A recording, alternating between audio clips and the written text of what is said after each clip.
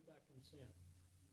We have, next item is our minute from the February meeting. Are there any changes or corrections to those? I just wanted to ask, can you hear me? It brought up that I was concerned with affordable housing and additional housing stock, and I cautioned about quality of life. And then there's nowhere that said that the majority of the planning board was concerned about density. And I just want to know if that had been passed on to town council. The recommendations have been passed on to town council. I believe they were included with that packet. So Okay.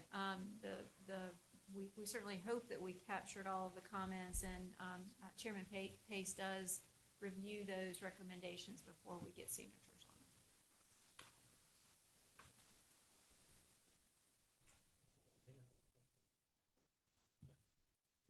You're asking about read above number 6, Attorney Jackson noted that there was great consensus and concern about Oh, okay. house density.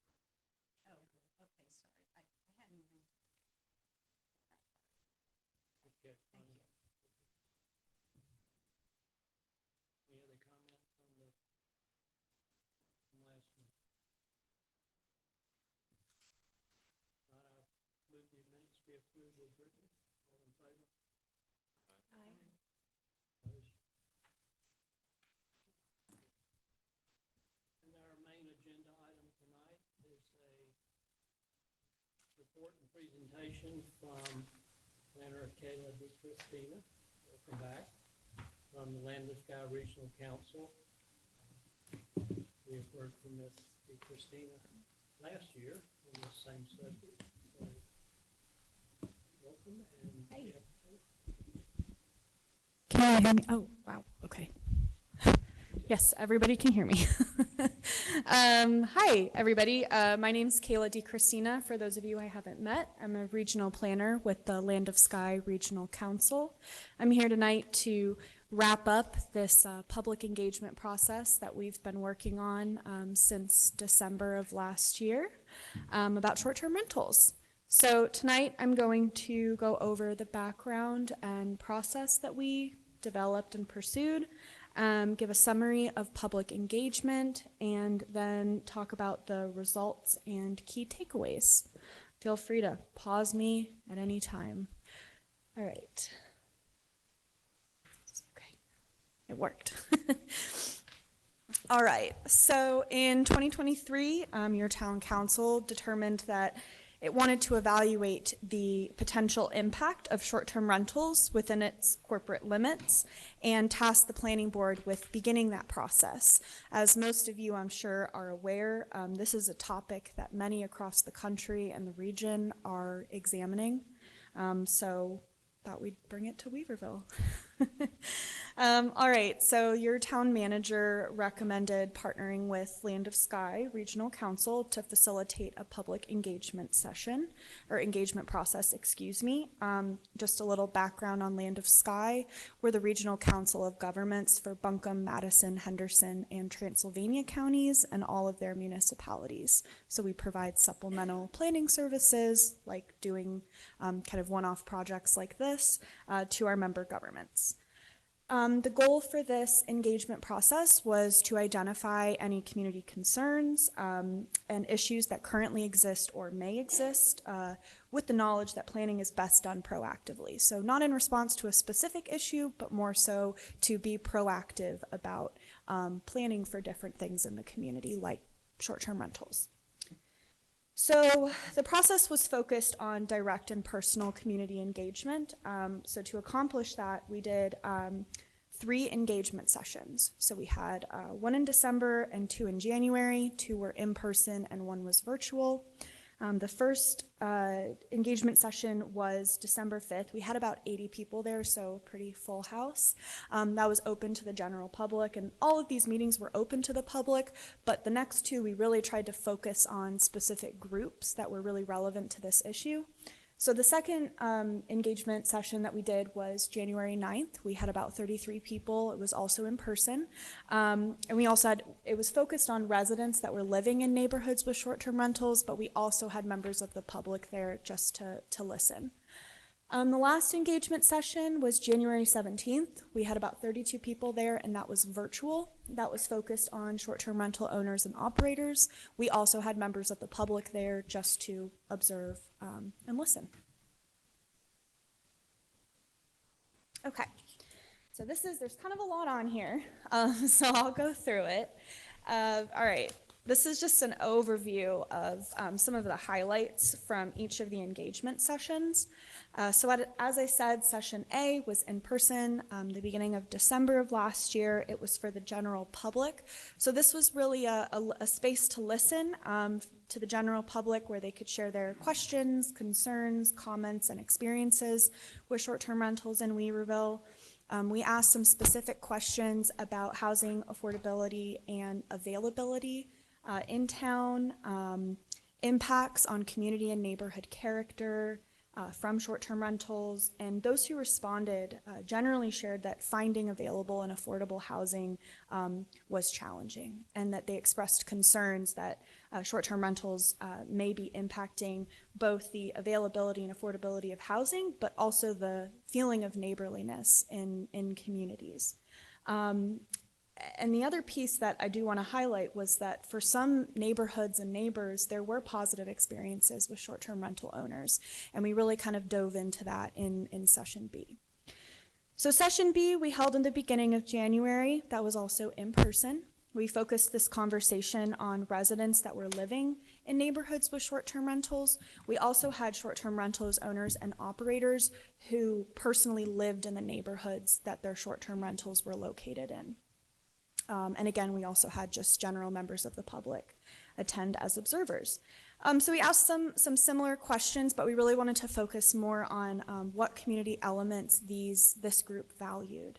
A lot of people shared the sense of community, walkability, relationships with their neighbors, things like that. They also shared experiences that were both positive and negative with short-term rental owners in their neighborhoods, excuse me.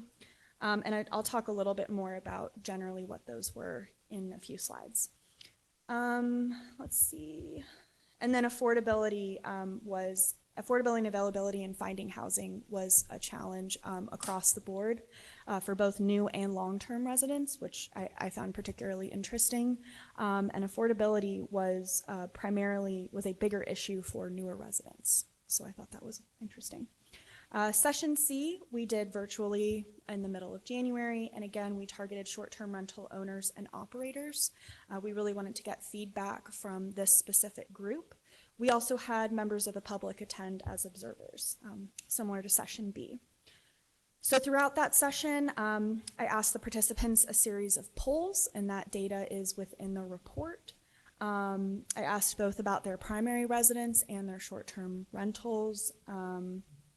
We also asked attendees to respond to the feedback of session B. So some of the things that those that attended session B and shared responded in terms of what they valued in their communities, what their experiences were like, both positive and negative. So we asked for the short-term rental owners and operators' feedback on those pieces. Most respondents shared that they felt similar to what the people in session B shared, and they also expanded on what they do positively as short-term rental owners and operators in their communities. So things like getting to know their neighbors, making sure they're picking the trash up, maintaining anything that's outside. So they specifically talked about the things that they're doing to be positive influences on their communities. Attendees were also asked what supportive actions for short-term rental owners that the town and general public could take for those that were positively impacting their neighborhoods. And responses include sharing general business information and more communication, so sessions where people could voice their concerns and have a forum to connect with each other. Any questions on the engagement summaries? All right, so now I'm going to go into the results. And So I examined data from the 2017 ACS 5-year survey for Weaverville and the 2022 ACS 5-year survey for Weaverville. And the reason I wanted to bring this quantitative data in is because I think it helps add some dimension to the qualitative data that we received throughout the engagement session. So looking at things like population composition, housing value, when houses were built, things like that. So the first piece that I want to talk about is age and population composition in Weaverville. Throughout the sessions, a lot of attendees shared, that they felt that Weaverville was aging. Younger people couldn't buy homes, things like that. And so I found it interesting when I looked at the median age in Weaverville that it has not significantly changed since 2017 to 2022. However, when you get into the data and you look at the proportional composition of Weaverville's population, so the individual age brackets, what you can see is that the age bracket of 20 to 29 has actually fallen by almost 30%, whereas the age brackets of 40 to 49 and 50 to 59 have risen significantly in comparison to 20 to 29. When we talk about those under 18, we can see that the school-aged population, so those under 18 years old, has fallen from 15.8% of the population to 12.7% of the population. The other piece that I want to bring up that I actually learned about by doing this report is the child dependency ratio.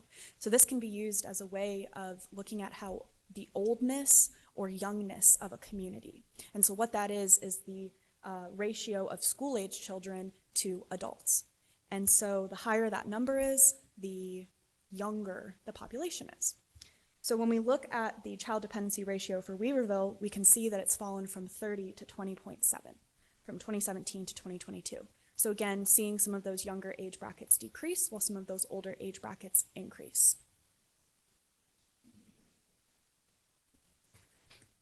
Okay, I want to talk about housing availability and affordability. And I want to caveat all of these results by saying that this data is just what's available online. There are other pieces that should also be considered. It's also dependent on who did their census survey. So if someone didn't fill it out, we don't have their data. So just keep that caveat in mind. All right, so again, I looked at data from the 2017 ACS 5-year and 2022 ACS 5-year for Weaverville to kind of learn about some of the quantitative data behind housing availability and affordability in town. Throughout the sessions, both new and long-term residents, independent of age, experienced challenges with availability and affordability.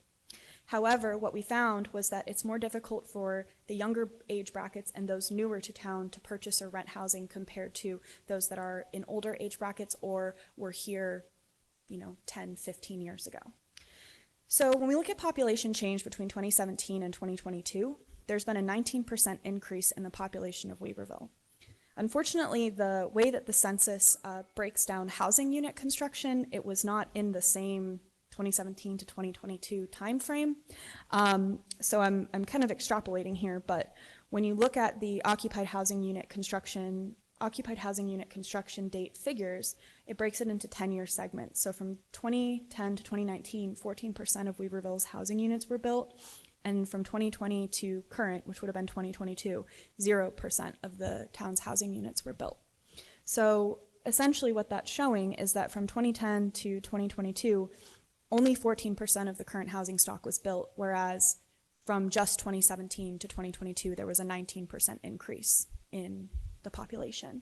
So that's about 700 individuals for about 275 new housing units. So even if we divided that by 4 or 5 for a family, it's still greater than, the population increase is greater than the number of housing units that were built. Obviously, that doesn't take into account people moving and leaving their dwellings vacant, but it is an interesting figure. And I don't think that Weaverville is alone in this, in kind of that slowdown in construction, just due to changes that are kind of nationwide. Let's see. So a major factor in housing affordability may be a challenge of availability.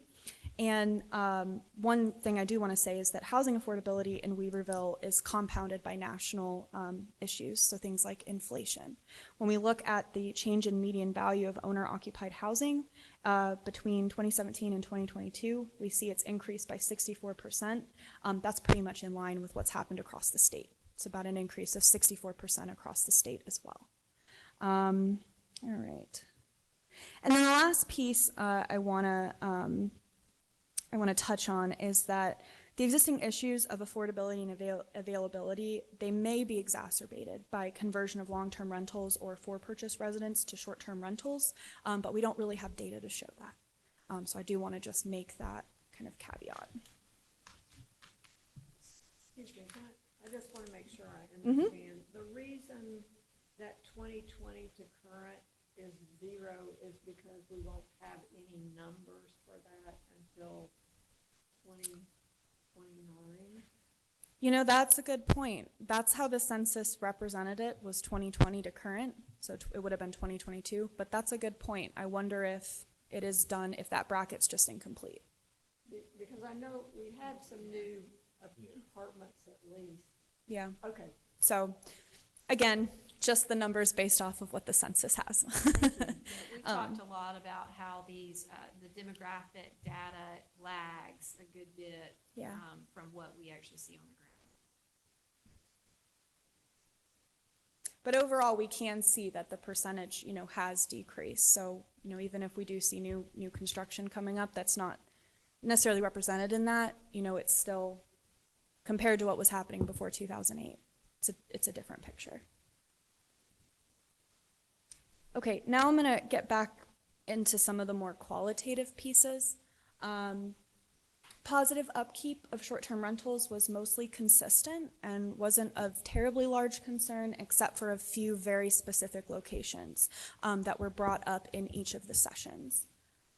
Short-term rental owners that were viewed positively, I think I said this already, but were those in the community who made a concerted effort to be active parts of their neighborhoods, meeting their neighbors, introducing themselves, giving a cell phone number, not being just an anonymous face. Another interesting piece was the older age of guests. Some of the short-term rental owners in Session C had actually gone in and looked at the ages of the people that were staying in their short-term rentals, and they skewed older than those that were staying in Asheville. Now, I can't really say that's representative of all short-term rental owners because we only had, 15, 20 actual short-term rental owners in our session. But I do think that that is interesting, that they all said the same thing. Short-term rentals positively impact the local economy. Their guests support local businesses. Short-term rentals themselves are opportunities for entrepreneurship. We heard that a couple times throughout the sessions, that people had moved away and then moved back as a result of being able to have a short-term rental. Many locally owned businesses, including short-term rentals, operate as LLCs. So I know that this was a topic of discussion that was brought up mostly in Session A, and then kind of touching on the anonymous nature of the LLC. That's just a business model. And so, most locally owned businesses operate as LLCs. Short-term rentals aren't unique in that. Ownership structure itself is less of a factor in determining and managing negative impacts from short-term rentals compared to the actual management approach of the owner-operator. So again, going back to what are those things that short-term rental owners and operators are doing to be positive influences in their communities. Last piece is the town cannot regulate land use based on ownership. Should the town implement any regulations that define who can own property, in what form, it will encounter future litigation. This was something that was brought up during the sessions, a question from the public. And so, we investigated it, and this is the result of that investigation. Okay. So I'm going to end with the key takeaways. They're not listed in any particular order, but I did just want to call out these 9 pieces because I know the report's pretty dense. So if you walk away with something, walk away with this slide. Weaverville's population composition is aging, even if the median age is not.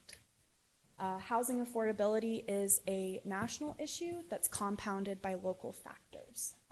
There's not enough new housing units being built in Weaverville, but there's not enough new housing being built anywhere. This is a historic issue that remains present today, just based on testimony of the difficulties of both people coming here 10, 15 years ago versus people trying to come here in the last year and at least finding a place, let alone affording it. It's unclear from this process the true extent to which short-term rentals contribute to population composition change, housing affordability, and housing availability. Some communities have gone in and done really detailed market analysis to figure out exactly what the impact is. We didn't do that here, so we're really taking that high-level approach with the qualitative data and then fleshing it out with quantitative data.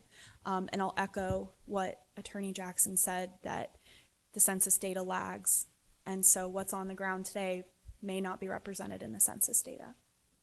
There are veritable and preemptive concerns from the public surrounded short-term rentals, so concerns that were more general and concerns that are based on specific experiences.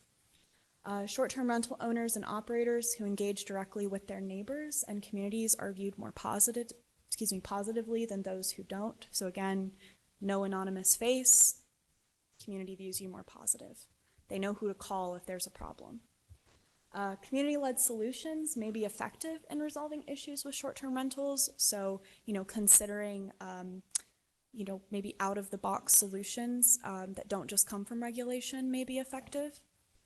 Short-term rentals have a positive economic impact on Weaverville's local businesses. So again, the opportunities for entrepreneurship, guests visiting local businesses. Tourism currently is and has been both a regional and local economic driver for Weaverville and Western North Carolina. I think I talked about this last year when we initially met, but what has changed now, in terms of the short-term rentals? What is the threat that we're trying to address?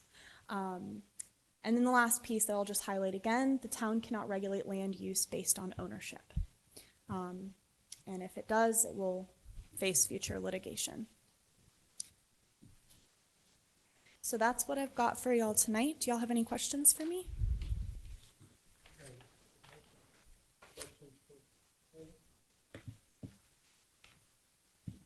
I had on page 10, you referenced demographic population 2022 ACS 5-year.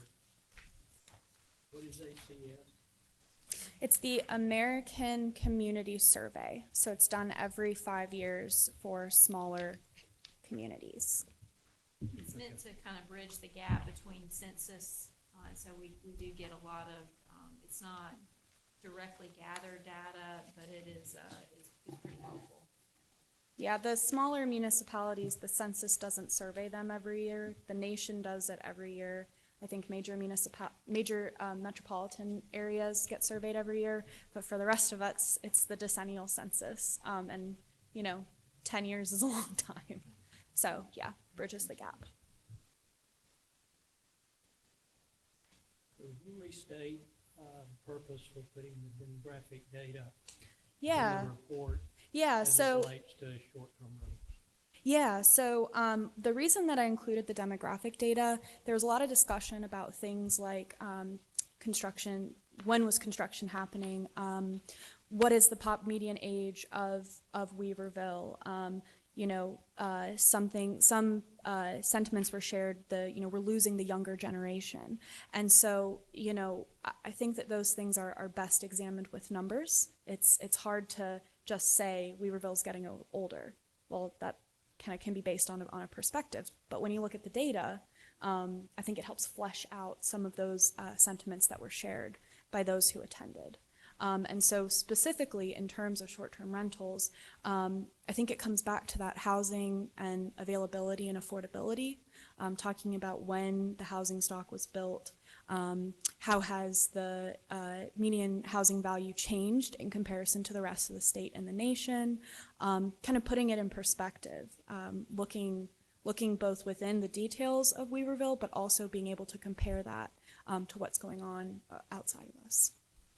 That answer your question? Okay. Anyone else? I guess I've never thought of Weaverville as a tourist destination before. Do we have numbers that back up that it's an economic driver for Weaverville tourism? I don't, but so while Weaverville itself may not be directly like the Biltmore or something like that, it's still related to the things that are around us, Pisgah National Forest, Great Smoky Mountains, Asheville. So while Weaverville itself may not be specifically tourist itself, it is feeding off of the things that are around it.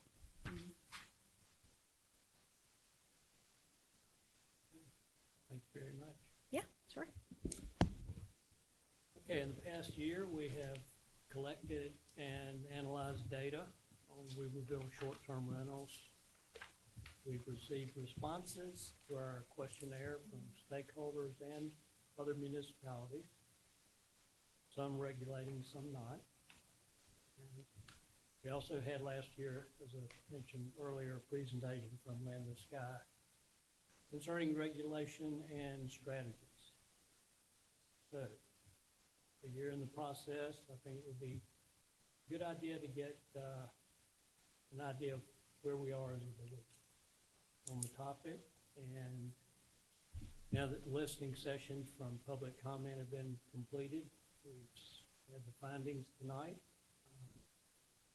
I propose we take a preliminary vote, straw poll, if you will, on whether the board would like to see short-term rentals regulated or remain unregulated.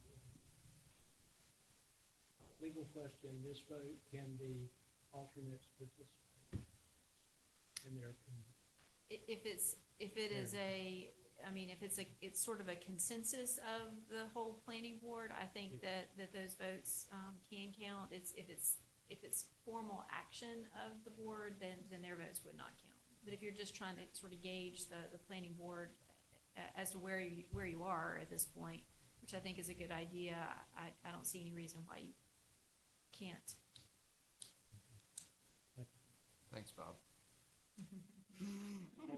Yeah, pretty right. Well, very special Bring you in tonight, any chance you get. Okay, then I'll ask, who is in favor of regulating short-term rentals? Say aye. Can we just have a little discussion before? Sure. So should be regulated is a little different than could be allowed to be regulated. Like right now, I'm not exactly clear if there needs to be a regulation. I'm not opposed to that though, if the need arises. Kind of my take on short-term rentals is it should be an allowable use in our zoning, designated as allowable use in our zoning categories. And then if issues arise such as like parking or things like that, we can then regulate specific elements that might need to be addressed. But so I guess just saying should it be regulated or not, I guess I'm a little more nuanced than that, I guess. So, but I guess my answer would be yes, but I don't want to get the people of the mind that like we're going to come down with a heavy fist and just like snuff it out. Like that's not my intention. I would like to address issues that arise specifically through the zoning regulations. So maybe we clarify just a little bit, because we do have regulations such as noise ordinances and parking regulations and other generally applicable ordinances that operate outside of land development that do currently govern short-term rental uses and any other use. So there are general ordinances that are in place already. And so I think what I'm hearing you say is that you, or maybe the question is, do you want to regulate in the development code, in the land development regulations, such as the zoning? Do you want to regulate there or not? Because right now there is no regulation of short-term rentals within the development code, meaning your chapter 20. Does that kind of help narrow Chairman Pace's question a little bit? So I realize it's maybe not as cut and dry as yes or no. There are many variations, and if we do elect to begin discussions on regulated, then that could take any shape or form. There's a whole continuum of regulation, from very light, a very small amount of regulation to a really aggressive The extreme. regulation. So, yeah, those two extremes and everything in the middle. And I think in the survey that Town Manager Coffey passed on to her colleagues in other municipalities, we saw that. Some very restricted, others not so much. A few, I think, have not restricted, although they may still be working on it. Black Mountain is an example of that. So, yeah, this, again, a straw poll. If the majority is to not regulate, we move on. The majority is to do some regulating, and we address it. So, And I would think this is a great time, depending on where your straw poll falls out. I think this would be a great bit of information to filter up to town council and let them know where you are, sort of from a preliminary standpoint, and maybe ask them, especially if you either decide that you would like some regulation, that you think that it would be good for the town to have some regulation. Or if town council decides that they want regulation, getting some guidance from town council as to what that looks like. Where on that spectrum are they hoping that you'll fall? I think that'd be good. And just a reminder for those that weren't with us a year ago, was during a joint workshop with town council, they asked that the planning board review as concerns, questions were starting to come up about short-term rentals. Asked the planning board to investigate, research, analyze, and give them some feedback. So this would be a good opportunity to do that. I think the planning board has been very organized and focused, and put a plan in place to really gather some good information to help you and to help town council kind of get your heads around this issue, and let that inform whether you think regulation is necessary, and if so, what that looks like. Okay, we could do this as a yes/no all at once, or as Mark somewhat set the precedent, which he does many times. Thank you, Mark. Oh, if I could just pop something in here. Of course, I wasn't here last year. But I think if you've read recently, what the county is pushing for regulation, Weaverville, Woodfin has done the regulation. And I'm concerned that if we have no regulation, with the surrounding areas all looking at regulation in some degree, we're going to be the haven for short-term rentals. It just sort of jumps out at me.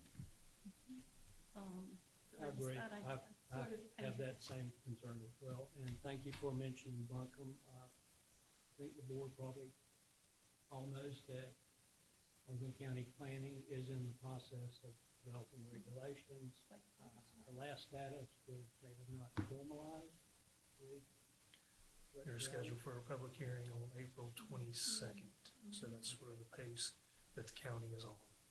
Okay, so April 22nd, public hearing on their regulations, which sounds like they have formalized their final regulations for now. Proposed draft. at least In keep draft safe. form. Well, that being said, I don't think we should hold off on discussing regulations for Weaverville. If I may add, one of the issues with Buncombe County is really trying to get people into it, and it's really have to do it.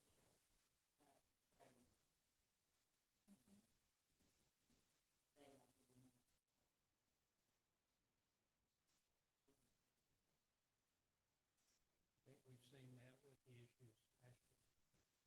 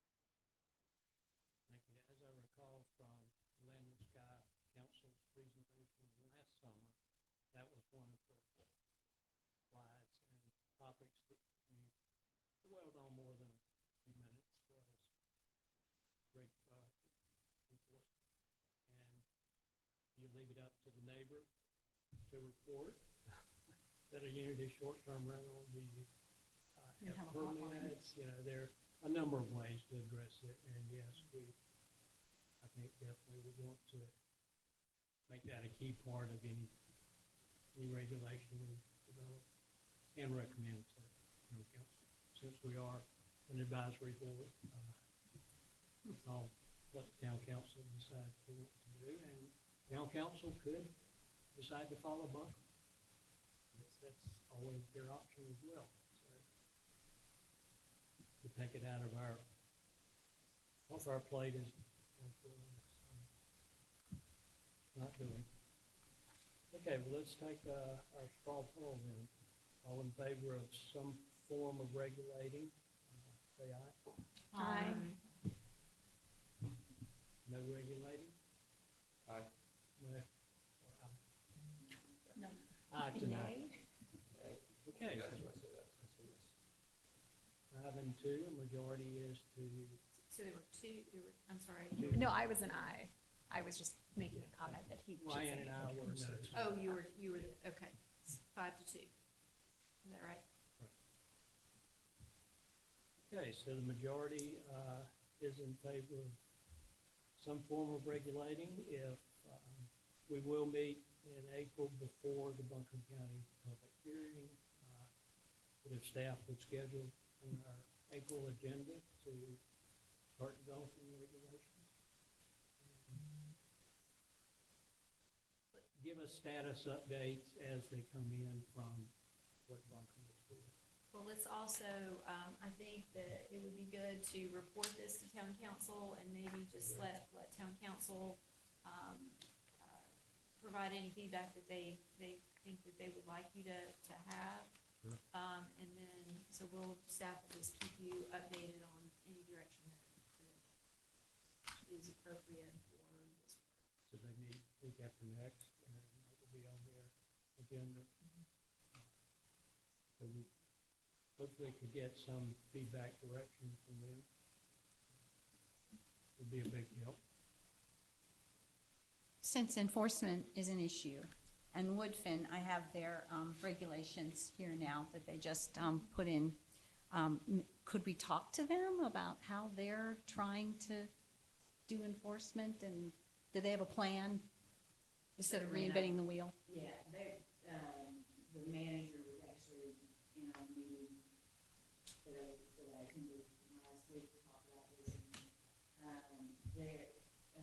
They're the first to tell you that they're waiting for the first challenge on it. They have not had any challenges, excuse me, sorry. They have not had a challenge yet, but enforcement is also something that they're grappling with as well. They did share, the manager did share that using Granicus as a monitoring tool had been helpful. Okay. However, just because you know where they are doesn't mean you have the folks to go out and address it. And as you all know, this is your guy here. So that's why I felt it was very important that when you make your recommendation to town council, that you acknowledge that recognize rather that there will be a need for more staffing in order to enforce it. So Granicus, you look at Granicus, you see where the STRs are, but then you still got to have somebody to go out and enforce.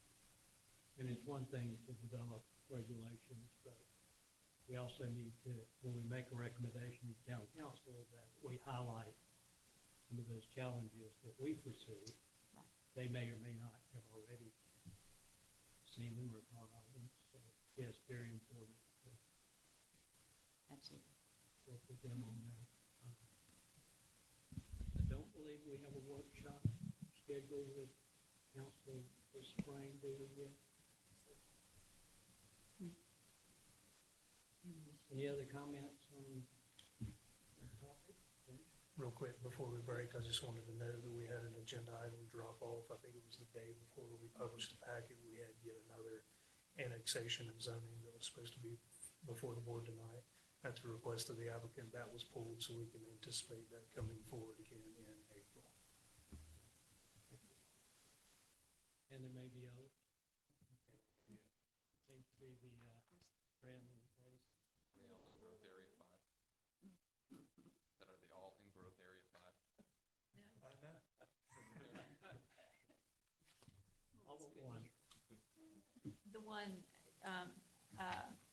Ms. Kelly asked where this next one, this newest one is, and it's 75 Cole Road, which is in the northern part of, just beyond our borders. The west side of I-26. At exit 17.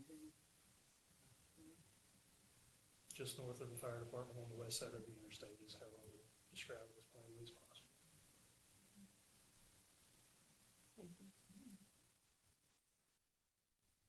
I look forward to a robust discussion in May. Yes, we'll have that. If there's no other business for tonight, then we're adjourned. I